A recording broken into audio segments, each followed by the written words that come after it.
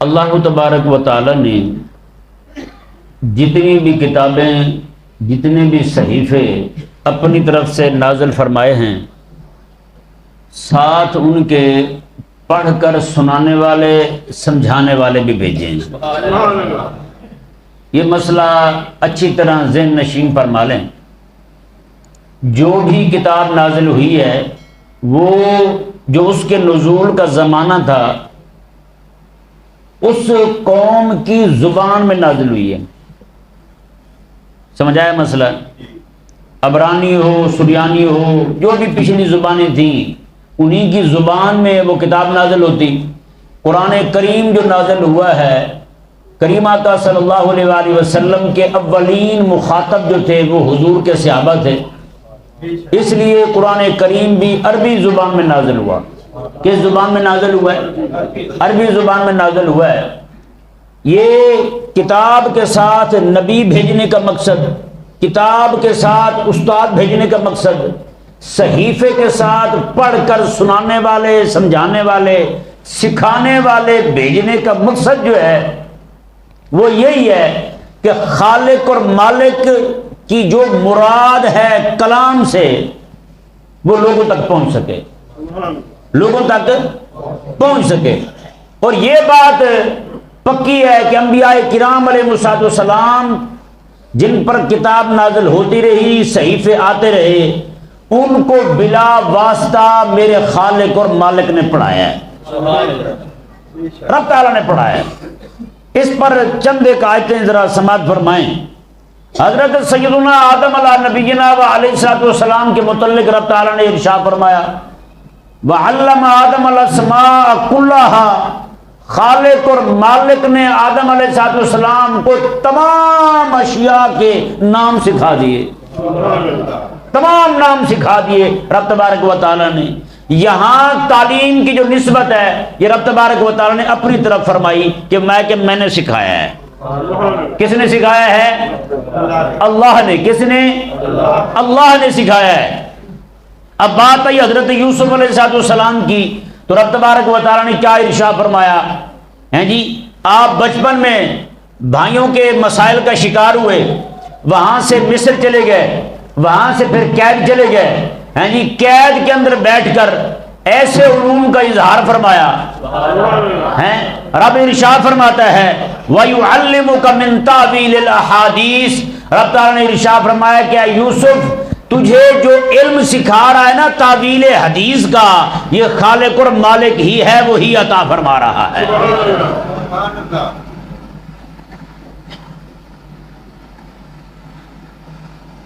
حضرت سیدنا داؤد علیہ السلام، آپ کے متعلق رب تبارک و تعالی نے ارشاد فرمایا وَعَلَّمْنَاهُ صَنْعَةَ لَبُوسٍ لَكُمْ، یہ ذہن میرے حضرت سیدنا داؤد علیہ نبینا علیہ السلام آپ لوہے کے ساتھ جنگی لباس تیار کرتے تھے، لوہے کے ذریعے، لوہے کے ساتھ مٹیریل لوہا ہوتا تھا، اس کے ساتھ جنگی لباس تیار کیا کرتے تھے حضرت سیدنا داؤد علیہ السلام۔ اللہ تبارک و تعالیٰ نے آپ کے ہاتھ میں لوہے کو موم کر دیا تھا، آپ جس طرف موڑتے لوہے کو ادھر ہی مڑتا جاتا، ایسے ہاتھ کے ساتھ پکڑتے اسے موڑتے، فوراً جناب جیسے چاہتے ادھر ہی موڑ دیتے، بالکل نرم ملائم موم بن گیا تھا لوہا حضرت سیدنا داؤد علیہ السلام کے ہاتھ مبارک میں۔ تو رب تبارک و تعالیٰ نے یہاں پر ان کو جو صنعت لبوس سکھائی، اس کی نسبت بھی رب تبارک و تعالیٰ نے اپنی طرف کی ہے۔ رب تبارک و تعالیٰ نے ارشاد فرمایا کہ یہ ہم نے سکھایا ہے۔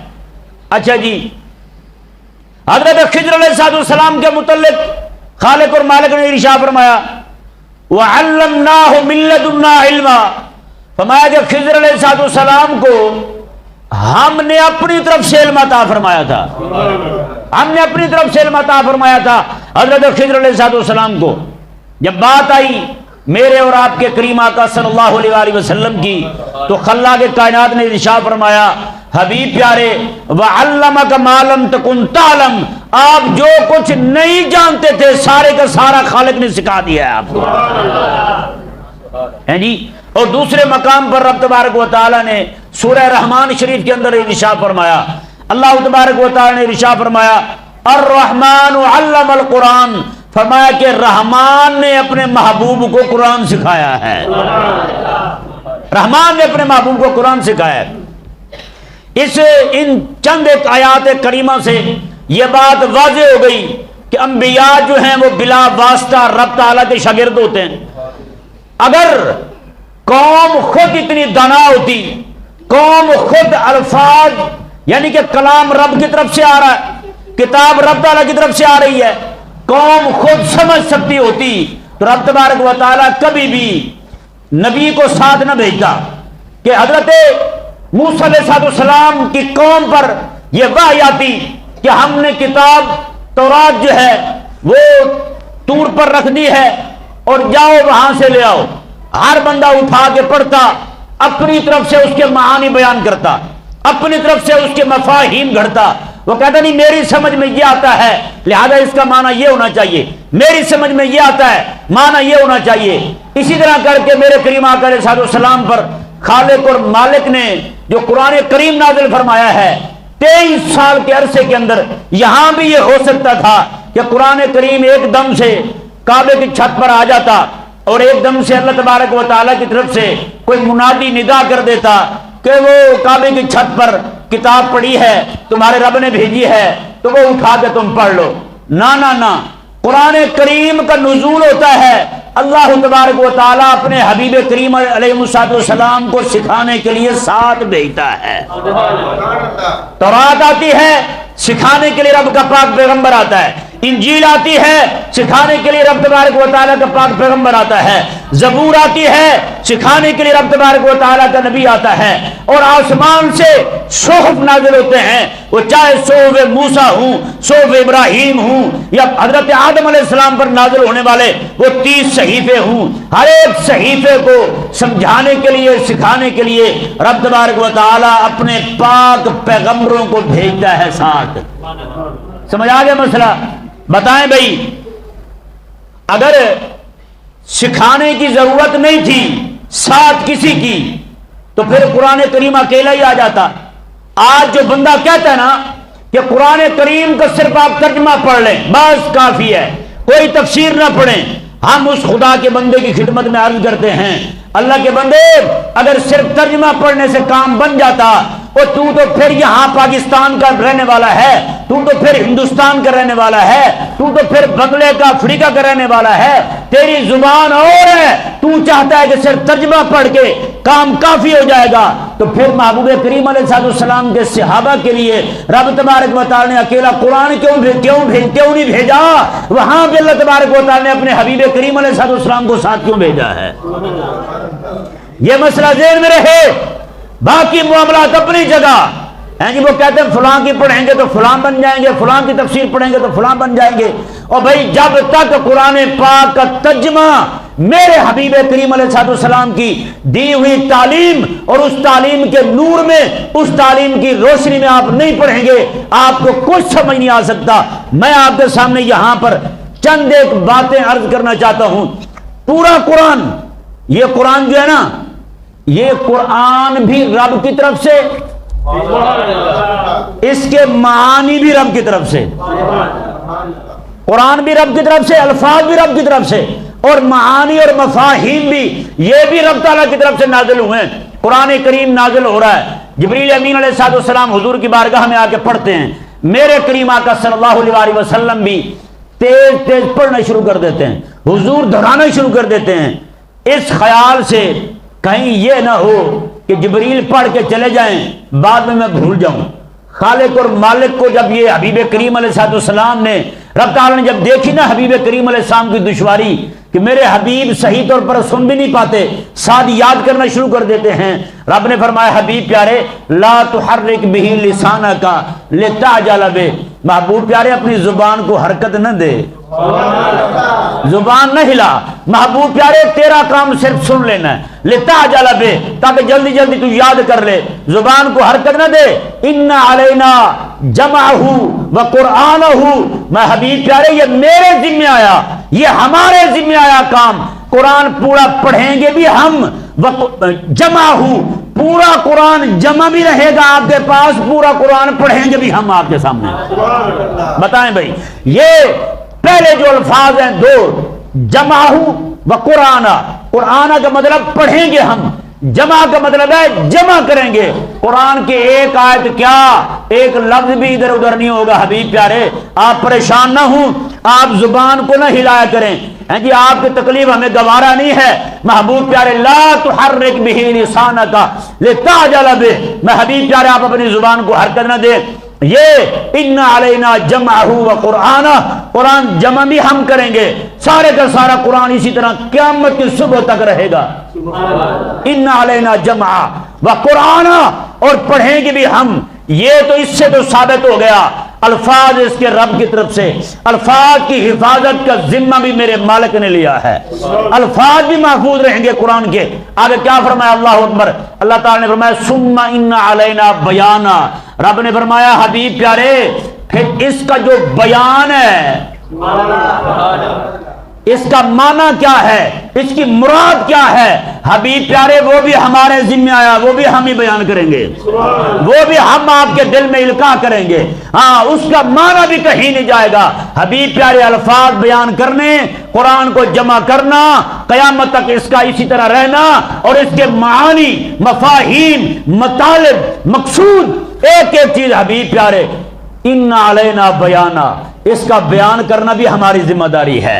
بتائیں بھائی، قرآن آ جائے، قرآن حبیب کے پاس پہنچ جائے، پھر اس کے بیان کی ضرورت ہے، رب بیان کرے اپنے حبیب کو۔ قرآن آنے کے بعد، قرآن آنے کے بعد رب فرمائے کہ میں بیان کروں گا حبیب پیارے، کیا مطلب، اس کے معانی اور مفاہیم تیرے دل میں القاء کریں گے۔ تو آپ ذرا بتائیں نا یار، جو اب وہ جو رب نے بیان فرمایا، قرآن تو یہ ہو گیا کتابی صورت میں ہمارے پاس آ گیا، جو رب نے بیان کیا ہے، یہ جو ترجمہ ہے یہ بھی وہی قرآن ہی ہے، جو ترجمہ ہے یہ بھی قرآن ہی ہے۔ تو اب اس کا بیان کہاں ہے؟ جو خدا کے بندے کہتے ہیں سے ترجمہ پڑھ کے آپ بس کافی ہے، تفسیر نہ پڑھیں، میں نے کہا خدا کے بندے سے ترجمہ پڑھ کے سائڈ پہ ہو جائے گا، اس کا بیان کہاں سے آئے گا؟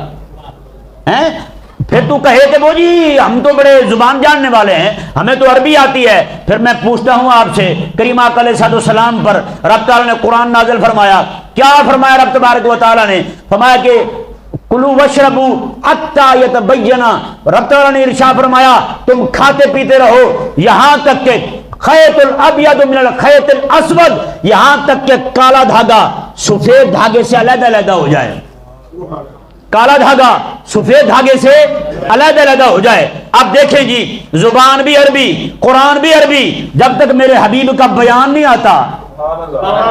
حضور کے صحابی ہیں عدی بن حاتم رضی اللہ تعالیٰ عنہ، یہ فرماتے ہیں کہ میں نے، انہوں نے کیا کیا، دو دھاگے لیے روئی کے، دو دھاگے لیے، ایک کالا اور ایک سفید رنگ کا، دونوں کو رکھا سرہانے کے نیچے اور آرام کرنے لگے۔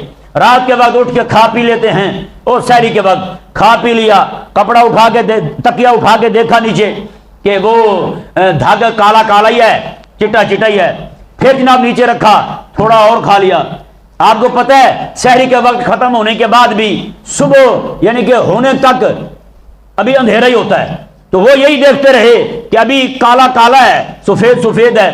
جب یہ کچھ دن یہ معاملہ ہوا، یہ بات حضور کی بارگاہ میں پہنچی، یہ بات میرے آقا علیہ السلام کی بارگاہ میں پہنچی۔ اب دیکھیں جی، وہ تو اہل لسان ہیں، اکیلا ترجمہ ہی آیا نا ان کے سامنے، یعنی اکیلی عربی آئی ہے، تو پھر حال کیا ہے؟ میرے کریم آقا علیہ السلام نے فرمایا کہ میں کہ عدی تیرا تکیہ اتنا لمبا چوڑا ہے کہ رات بھی پوری اس کے نیچے آ جاتی ہے، دن بھی سارا اس کے نیچے آ جاتا ہے۔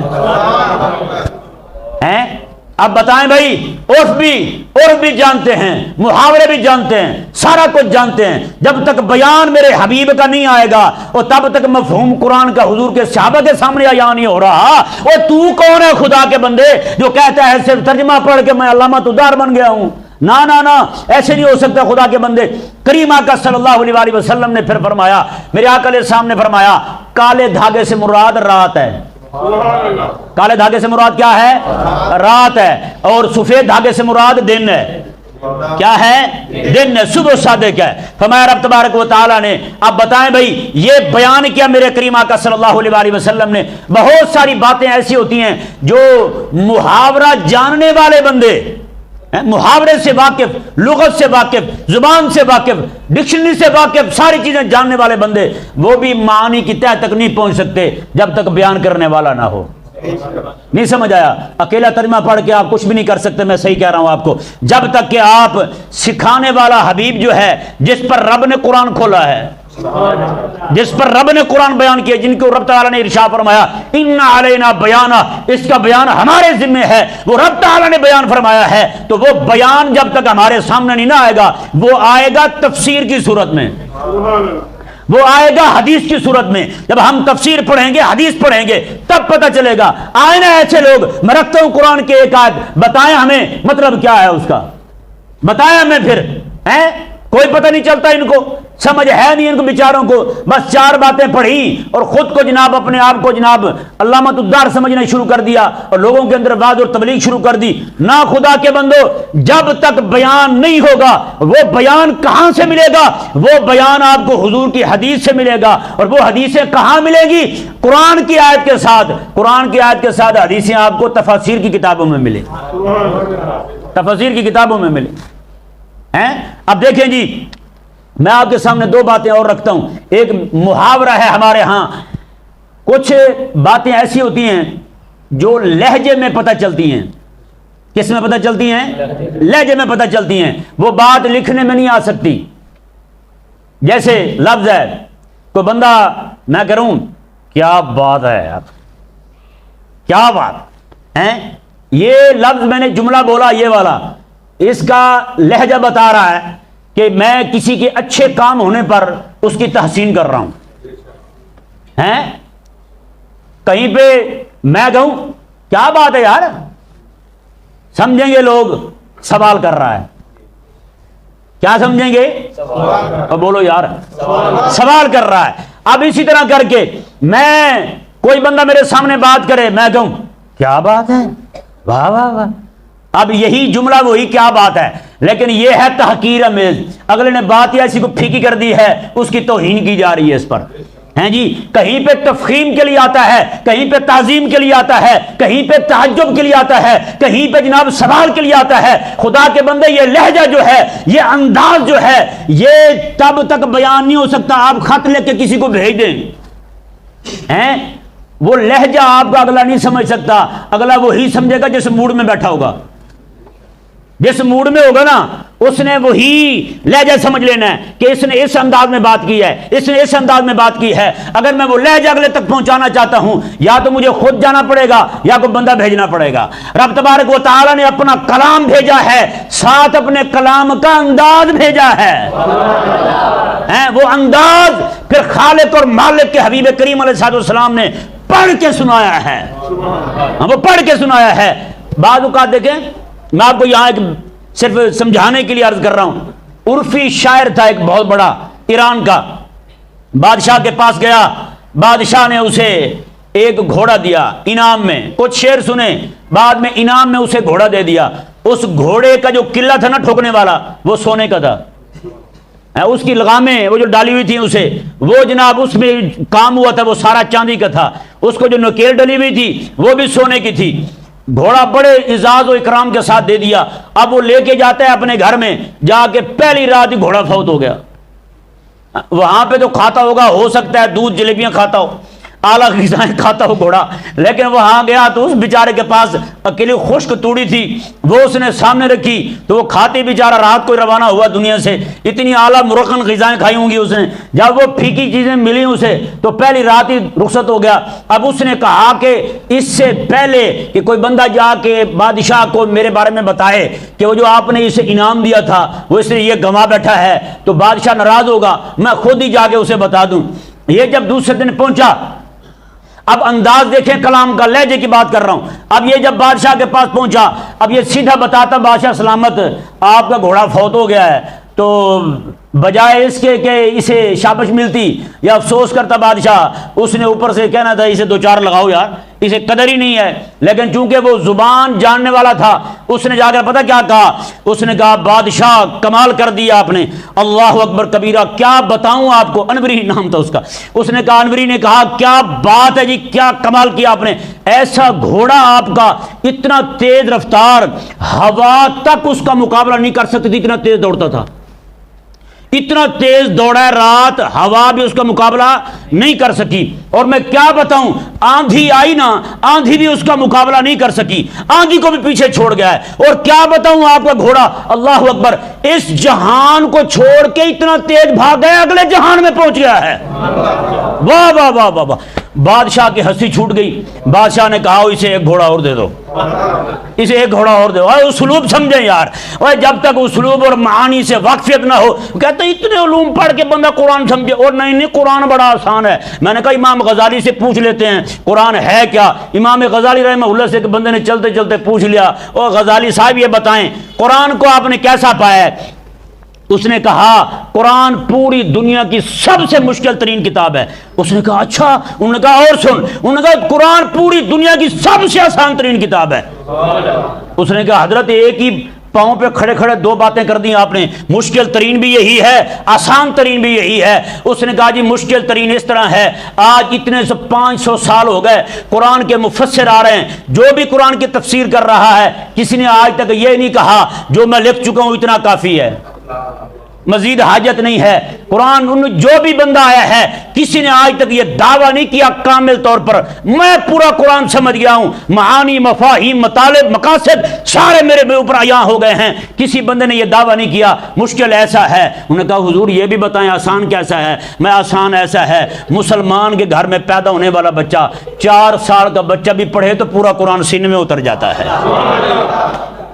اللہ اکبر. تو بھائی امت کو چھوڑ کے، آپ مفسرین کو چھوڑ کر قرآن نہیں سمجھ سکتے، قرآن کے معانی آپ پر واضح نہیں ہو سکتے، قرآن کے مطالب آپ پر عیاں نہیں ہو سکتے جب تک آپ کسی کے پاس بیٹھ کر قرآن نہیں پڑھیں گے. وہ ترجمہ پڑھتے ہیں خدا کے بندے، جس طرح کر کے آپ طب کی کتاب پڑھ کے لوگوں کو یہ کیوں نہیں کہتے او یار طب پڑھنا آسان ہے، ہیں جی میڈیکل کی کتابیں اٹھائیں اور پڑھیں، لوگوں کا علاج شروع کر دیں. کون سا ایسا مسئلہ ہے؟ ہیں جی اٹھائیں جناب وہ دیسی کانڈی لیں اور پیٹ پاڑیں لوگوں کے، اور آری لے کر جناب چاک کریں اپنے ابا کا پیٹ، اور جناب نکالیں گردے اس کے، واش کر کے دوبارہ ڈال دیں اس میں، علاج ہو جائے گا. ہیں جی تو کہیں گے نہیں نہیں نہیں جناب میڈیکل کی کتابیں کافی نہیں ہیں، ساتھ جو ہے نا ایک بندہ معالج چاہیے. انہیں اچھا جی آپ انجینئر کی کتابیں اٹھائیں، وہ خود کیوں نہیں پروجیکٹ بنا لیتے؟ انہوں نے کہا نہیں کتابیں کافی نہیں ہیں، ساتھ اس کے جناب انجینئر چاہیے. میں نے کہا اچھا. انہوں نے کہا جی پھر قرآن. انہوں نے کہا نہیں وہ ویسے ہی کافی ہے. میں نے کہا کیوں بھائی یہاں کیوں نہیں؟ جو بندہ یہ کہتا ہے نا صرف قرآن سے رہنمائی لو، ترجمہ پڑھو بس، تفسیر کوئی نہ پڑھو، حقیقت کے اندر وہ حضور کی حدیث سے دور کرنا چاہتا ہے، حضور کی حدیث سے دور کرنا چاہتا ہے. کیونکہ ائمہ نے جو تفسیر کی ہے نا وہ حضور کی حدیث کی روشنی میں کی ہے.